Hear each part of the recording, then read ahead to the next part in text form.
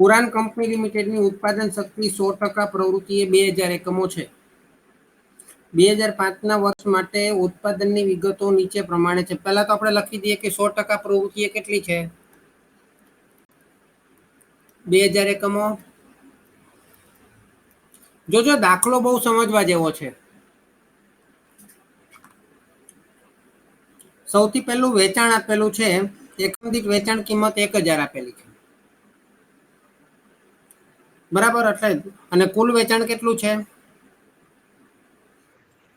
10 લાખ ને 1000 વડે ભાગો એટલે એકમ મળે. કેટલા એકમ થાય? 1000. હવે 100% ઉત્પાદન શક્તિ એટલે 2000 એકમ છે, તો 1000 એકમ એટલે કેટલા ટકા ઉત્પાદન શક્તિ ગણાશે?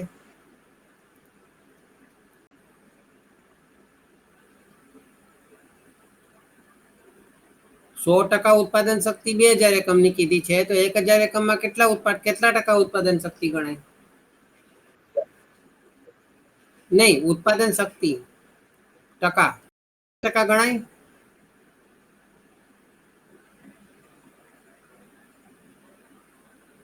બોલો. 100% એટલે 2000 એકમ છે ને? તો 1000 એકમ ટકા કેટલા થાય? 1000 ગુણ્યા 100 ભાગ્યા 2000, 50% થઈ ગયું. ચલો હવે આગળ વાંચો. મૂળ કિંમત પર નફાનો દર આપેલો છે.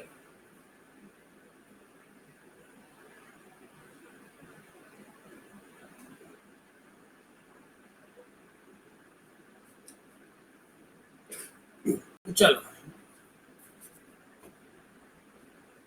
કારખાના પરોક્ષ ખર્ચા સ્થિર, ચલિત અને અચલિત.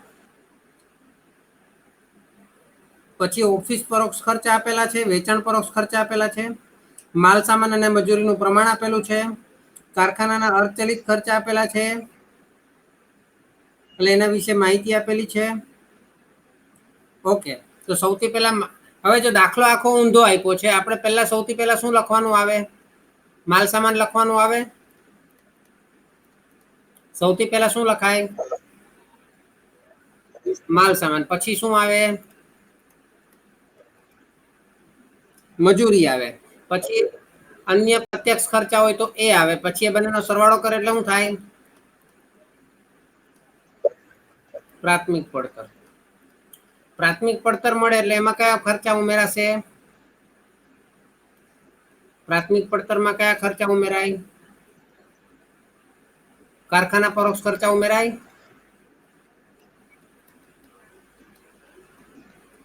પ્રાથમિક પડતરમાં કારખાના પરોક્ષ ખર્ચ ઉમેરાય. હવે એની અંદર કારખાના પરોક્ષ ખર્ચમાં 3 પ્રકાર આપ્યા છે. કયા કયા આપેલા છે? સ્થિર, ચલિત અને અર્ધચલિત. પેલા તો આ રીતે આપણે આખું કોષ્ટક બનાવી દેવાનું, બરાબર. પછી આમ પ્રાથમિક પડતરમાં કારખાના પરોક્ષ ખર્ચા ઉમેરીએ તો શું મળે આપણને? કારખાના પડતર મળે, બરાબર. કારખાના પડતરમાં કયા ખર્ચા ઉમેરાય?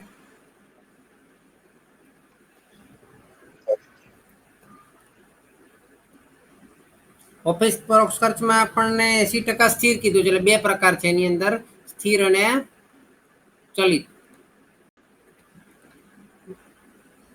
ઓકે. હવે કારખાના પડતરમાં આપણે ઓફિસ પરોક્ષ ખર્ચા ઉમેરીએ તો કયા મળે? કઈ પડતર મળે?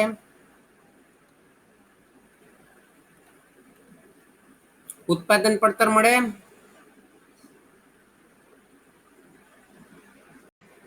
આ ઉત્પાદન પડતરમાં કયા ખર્ચા ઉમેરવાના હોય? વેચાણ, વિતરણ ખર્ચા. વેચાણ વિતરણ ખર્ચા પણ બે પ્રકાર આપ્યા છે. સ્થિર આપેલા 40%, એટલે સ્થિર અને ચલિત. આટલું ક્લિયર થયું? એટલે આપણને કુલ પડતર મળે અથવા વેચાણ પડતર કહેવાય. એમાં આપણે નફો ઉમેરીએ. એમાં નફો ઉમેરીએ તો શું મળે? વેચાણ મળે. બોલો આટલું ક્લિયર તમને? હવે જો આટલું ક્લિયર થઈ ગયું હોય તો આપણે જે આપણને માહિતી આપેલી છે એ આંકડાઓને ધ્યાનમાં લઈએ. તો આપણને સૌથી પહેલું વેચાણ આપેલું છે, લખી દઉં 10 લાખ.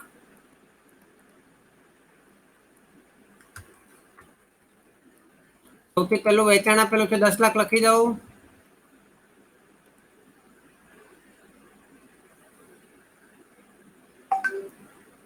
હવે એમાં એકમ દીઠ આપણને કેટલા મળશે?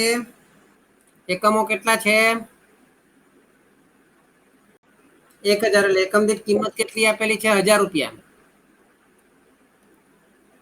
હે ને?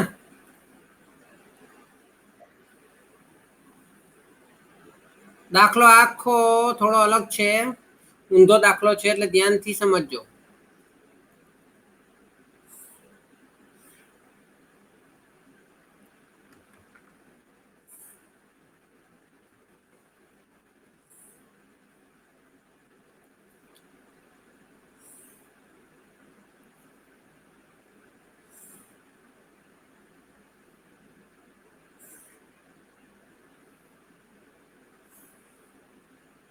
ચલો હવે આપણને જે આંકડા આપ્યા છે એ જ લખવાના છે પહેલા તો. પછી મૂળ કિંમત પર નફાનો દર આપેલો છે. કારખાના પરોક્ષ ખર્ચા, સ્થિર, ચલિત, અચલિત બધા ટકામાં આપેલા છે.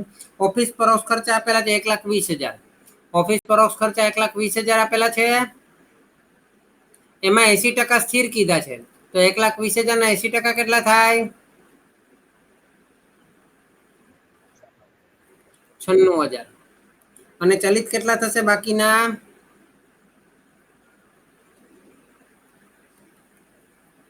બાકીના ચલિત કેટલા થશે?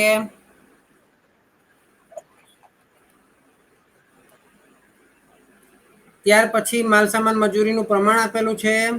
અચ્છા, વેચાણ પરોક્ષ ખર્ચા પણ આપેલા છે. વેચાણ પરોક્ષ ખર્ચમાં આપણને 60,000 કુલ આપેલા છે.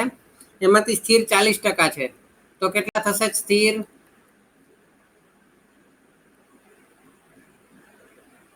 24,000 થાય. 60,000 ના 40%. બાકીના ચલિત કેટલા થશે?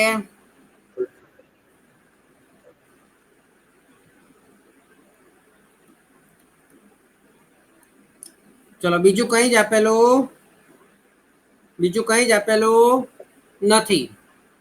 બરાબર છે?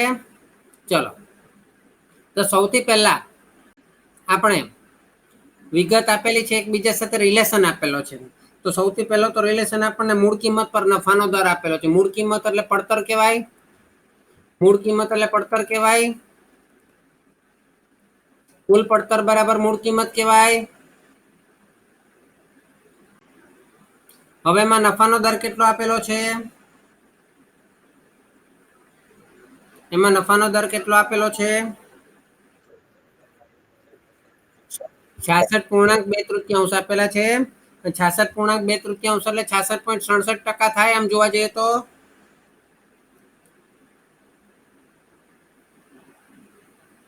હા, હવે કુલ પડતર આપણને મૂળ કિંમત પર આપેલો છે. મૂળ કિંમતને 100 ધરાય. મૂળ કિંમત પર નફાનો દર આપેલો છે. મૂળ કિંમતને 100 ધારવી પડે.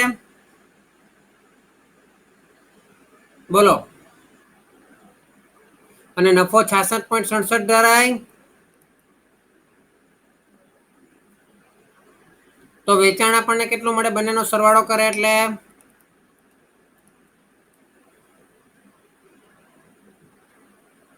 આટલું ક્લિયર?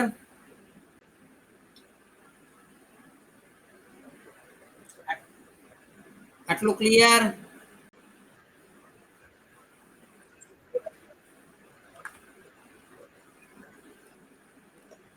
ચલો હવે કુલ પડતર 100 ધારી આપણે. નફો 66.67 ધાર્યો. તો વેચાણ કેટલું થયું? હવે 10 લાખ બરાબર 166.67 બરાબર 10. તો 66.67 બરાબર કેટલા?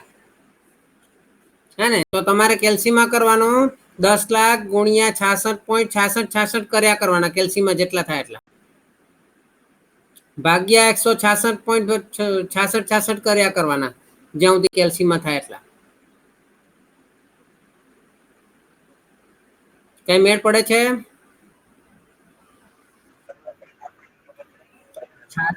166.67 બરાબર 10 લાખ, તો 66.67 બરાબર કેટલા? અથવા તો 166.67 બરાબર 10 લાખ, તો 100 બરાબર કેટલા?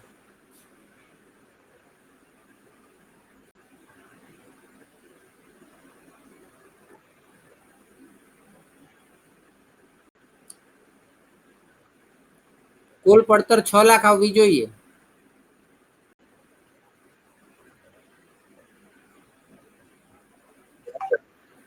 દસ લાખ ગુણ્યા 100 કરો જોઈએ. 10 લાખ ગુણ્યા 100 ભાગ્યા 166.6666 કન્ટિન્યુ કરો. 10 લાખ ગુણ્યા 100 ભાગ્યા 166.6666 કન્ટિન્યુ. 6 લાખ આવ્યા ને? એટલે આપણને કુલ પડતર મળી 6 લાખ. બોલો ક્લિયર આટલું? 166.67 એ 10 લાખ, તો 100 એ કેટલા? એટલે 6 લાખ આવી જાય. ચલો હવે 10 લાખ માંથી 6 લાખ બાદ કરો તો નફો મળે 4 લાખ નો. 4 લાખ નો નફો મળે. બોલજો યસ ઓર નો.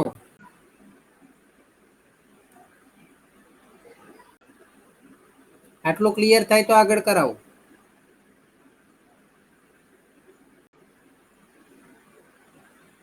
બોલજો. હવે આ કુલ પડતર કેનો કેનો સરવાળો કરવાથી મળે? કુલ પડતર કેનો કેનો સરવાળો કરવાથી મળે?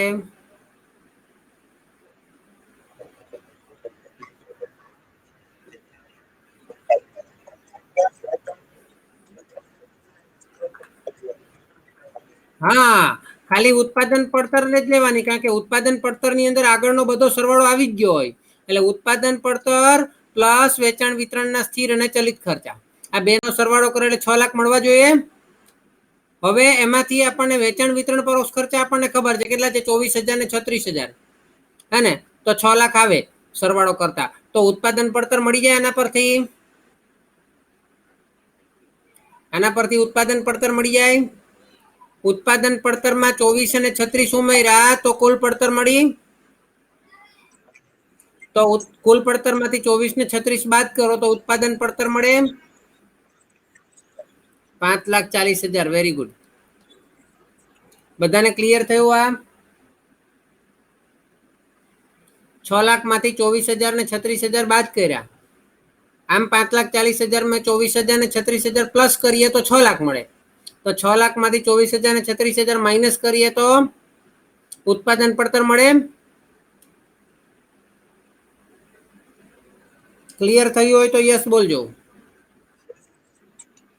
ઓકે, એ જ રીતે ઉત્પાદન પડતર કોનો કોનો સરવાળો કરવાથી મળે?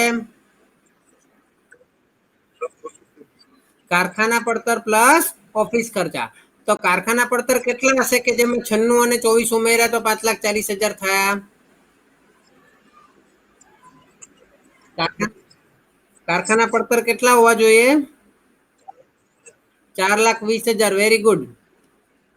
4,20,000 હોય તો એમાં 96 અને 24 ઉમેરીએ તો 5,40,000 થાય.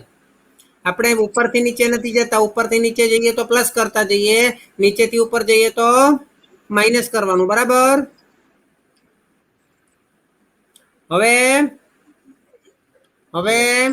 કારખાના પડતર કોનો કોનો સરવાળો કરવાથી મળે? પ્રાથમિક પડતરમાં કારખાના પરોક્ષ ખર્ચ ઉમેરવાના, પણ પ્રાથમિક પડતર તો આપેલી નથી તો કારખાના પરોક્ષ ખર્ચ આપેલા. પ્રાથમિક પડતર કોનો કોનો સરવાળો કરવાથી મળે? માલ સામાન અને મજૂરી. માલ સામાન ને મજૂરીનું પ્રમાણ આપેલું છે. કેટલું આપેલું છે? 5:3. બરાબર મેલું રકમમાં. કારખાના પરોક્ષ ખર્ચમાં બી ટકાવારી આપેલી છે. કેટલી આપેલી છે? કારખાના પરોક્ષ ખર્ચમાં કેટલી ટકાવારી છે? 48%, 32%, અને અર્ધચલિતમાં 20%. આ ત્રણેયનો સરવાળો કરો જે 100% થાય છે.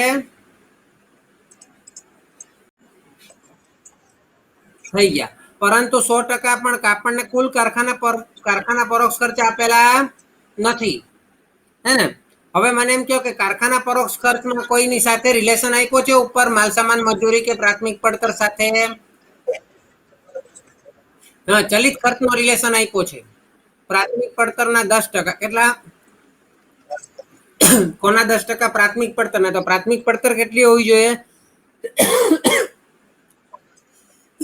100% હોવી જોઈએ, 110 નહીં. પ્રાથમિક પડતર 100 હોય તો ચલિત ખર્ચા કેટલા હોવા જોઈએ કારખાનાના? 10% હોવા જોઈએ. પણ ચલિત ખર્ચ તો 32% છે, તો પ્રાથમિક પડતર કેટલી હોવી જોઈએ? નહીં, ચલિત ખર્ચા 32% બરાબર 10%, બરાબર. તો 100% બરાબર કેટલા થાય? 320 થાય જોવો જોઈએ.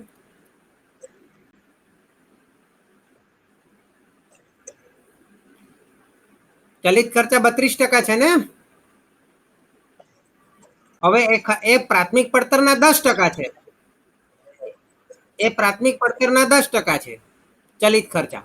એટલે 32% એ ખરેખર 10% છે, પણ 32% ને 10% માંથી 100 માં કન્વર્ટ કરો તો 320% થાય.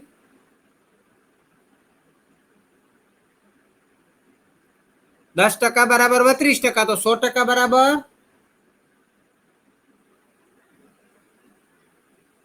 320 આવે. આપણે ચલિતનો અને પ્રાથમિક પડતરનો રિલેશન આપેલો છે. સમજાવું ને? બીજી વાર સમજાવું. આમ આપણને કારખાના પરોક્ષ ખર્ચા કેટલા આપેલા છે એના ટકાવારીમાં જોઈએ તો 32% છે ચલિત ખર્ચા. પણ એ 32% જે છે તે પ્રાથમિક પડતરના 10% છે. એ પ્રાથમિક પડતરના 10%, એટલે પ્રાથમિક પડતર 100% હોવી જોઈએ. 10% કરવા હોય તો આ 100% છે, તો 32% કરવા હોય તો કેટલા હોવા જોઈએ પ્રાથમિક પડતર? 320 હોવા જોઈએ.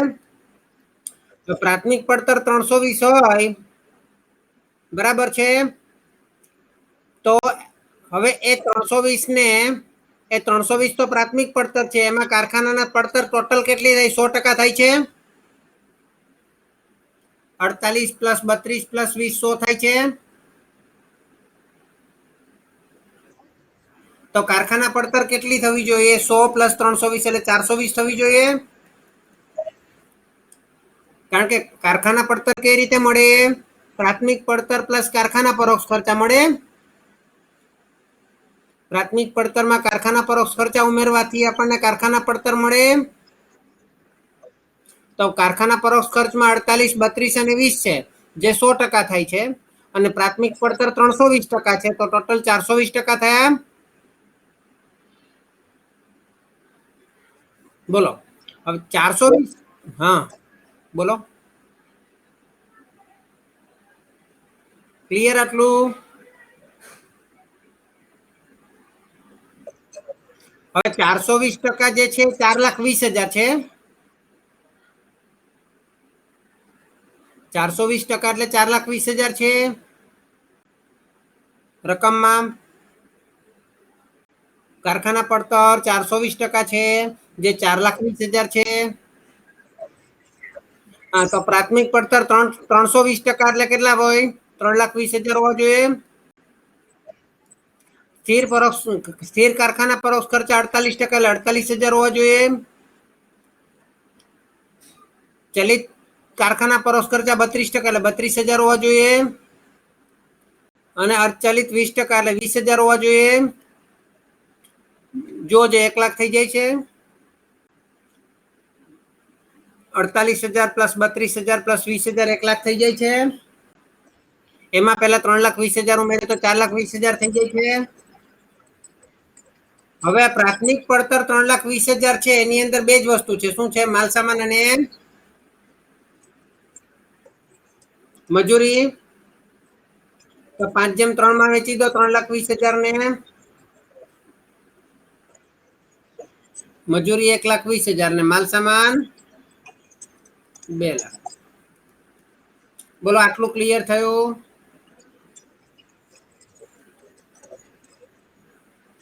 હિરેન, યશ,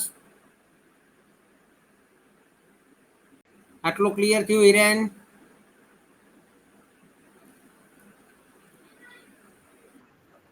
ઓકે, ચલો હવે આપણે બધાને કેટલા એકમો વડે ભાગવાના છે?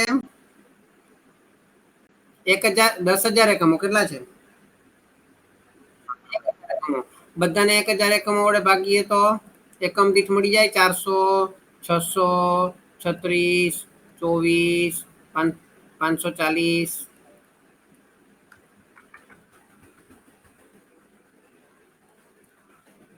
24, 96, 420. આ બધું નહીં બનાવો તો બી ચાલે એકમ દીઠ વાળું.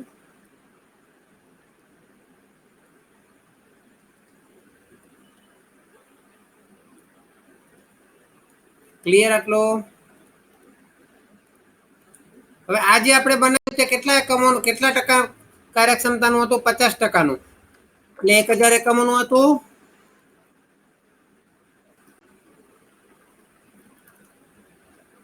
આજે આપણે બનાવ્યું તે 50%નું હતું.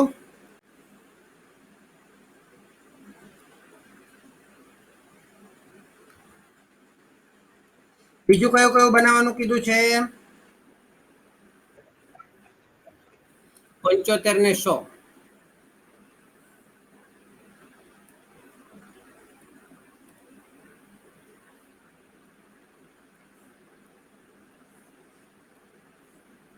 બસ આટલું જ મહત્વનું છે, બાકી બધું તો બની જશે. ચલો 75% કેટલા એકમો બનશે? 75% કેટલા એકમો આવવા જોઈએ? 50% 1,000 એકમો, તો 75% 1,500 એકમો આવે. અને 100% 2,000 એકમો આવે.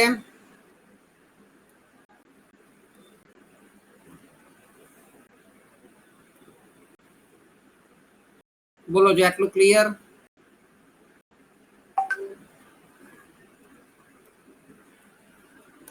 આટલું ક્લિયર?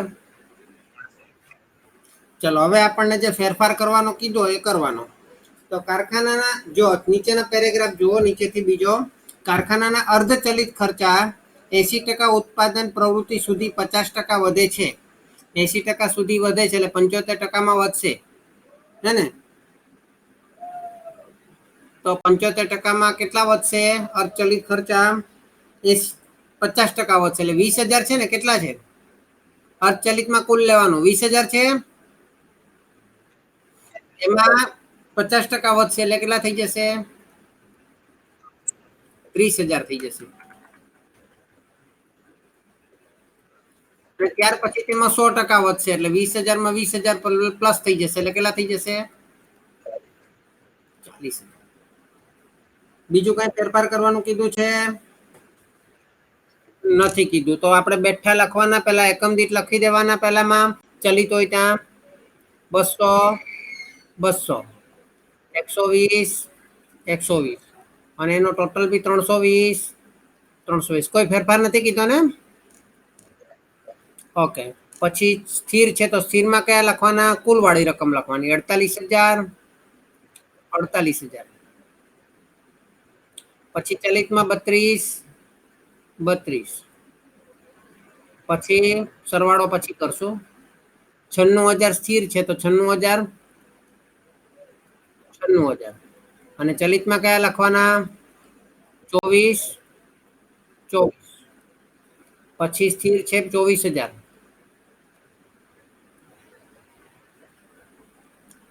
અને ચલિતમાં કયા લખવાના? 36 અને 36.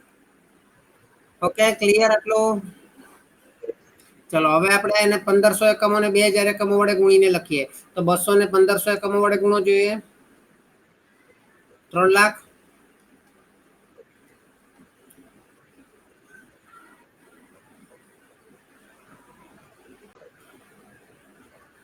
એક લાખ 4,80,000. પછી અહીંયા 32 છે તો 32 ને 1,500 વડે ગુણીએ તો 48,000 પછી અહીંયા 24 ને 1500 વડે ગુણીએ તો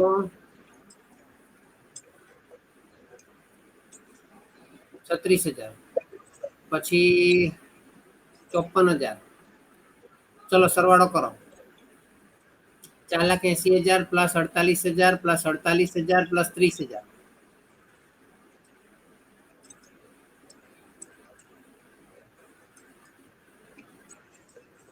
6,60,000 6,60,000 માં 96,000 ને 36,000 પ્લસ કરો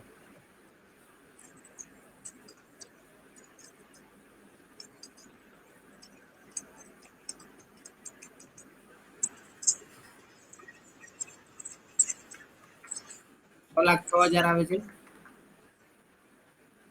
એમાં 96 ને 36 પ્લસ કરો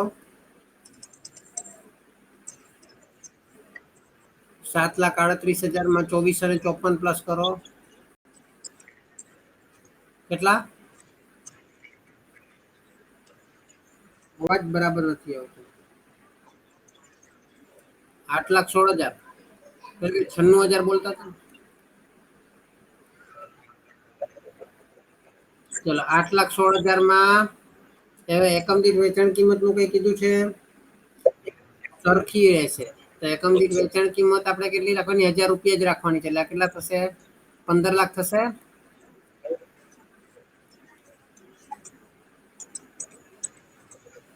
ચલો કેટલા 6,84,000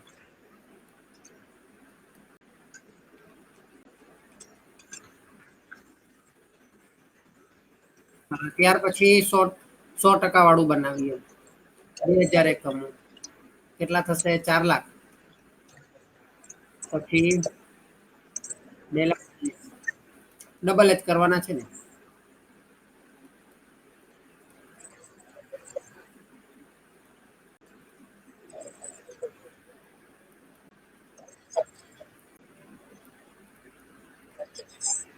ચલો હવે સરવાળો કરો અહીંયા તો 20 લાખ આવશે એકમ દીઠ વેચાણ કિંમત 1,000 રૂપિયા જ રાખવાની છે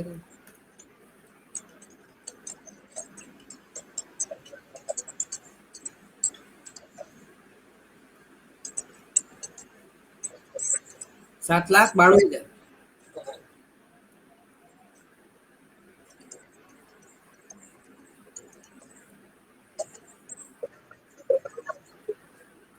9,36,000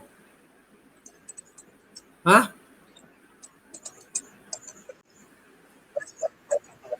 10,32,000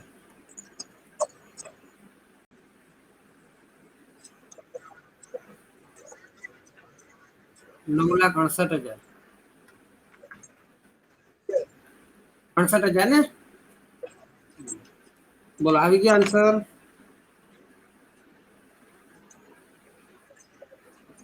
તમારે એકમ વડે ભાગી દેવું હોય તો ભાગી દેવાનું એટલે તમારો ટોટલ આખું કોષ્ટક બની જશે જો દાખલામાં પાછળના દાખલામાં કઈ જ નથી શરૂઆતમાં જે આપણે ગણતરી કરવાની છે એ જ અગત્યની છે ઓકે